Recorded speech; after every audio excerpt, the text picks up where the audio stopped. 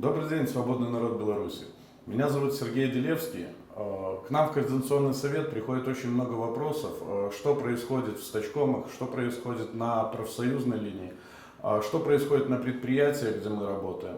Поэтому мы решили открыть новую рубрику «Рабкор», где я буду вам рассказывать последние новости с полей. Ну и начнем с хороших новостей. На предприятии «Нафтан» около 3000 человек уже вышло из государственного профсоюза.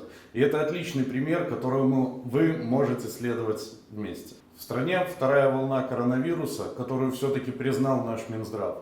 А власти тем временем забирают доплаты и требуют их вернуть от наших медиков, которые сейчас на первой линии борьбы. Классные ребята, что можно сказать. То есть вирус есть, но платить за борьбу с ним не надо. Поэтому я хочу обратиться ко всем медикам. Ребята, вам, как и нам, тоже нужно объединяться и отстаивать свои права. И для этого в Минске ваши коллеги уже создали профсоюзную организацию «Белые халаты». Вступаем туда, и там вам окажут помощь ваши единомышленники. И теперь к хорошим новостям. На Гродно-Азот ячейка независимого профсоюза за период после выборов выросла более чем в 8 раз, и теперь она составляет более 180 человек. А тем временем на Беларусь-Калии независимый профсоюз помогает рабочим отстаивать в суде свои права. Дело в том, что руководство предприятия пытается лишить премии участников стачки, которые выразили свое мнение в солидарности с народом Беларуси.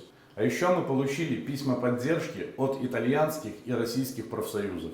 И это в добавку к сентябрьскому требованию Международной организации труда прекратить репрессии против белорусских работников и народа в целом.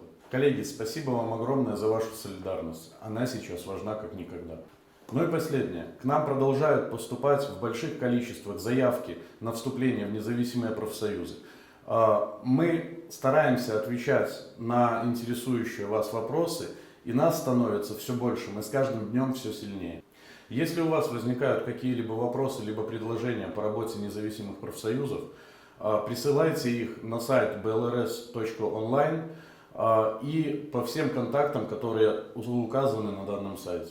Спасибо большое за внимание. Мы продолжим держать вас в курсе последних событий. С вами был Рабкор.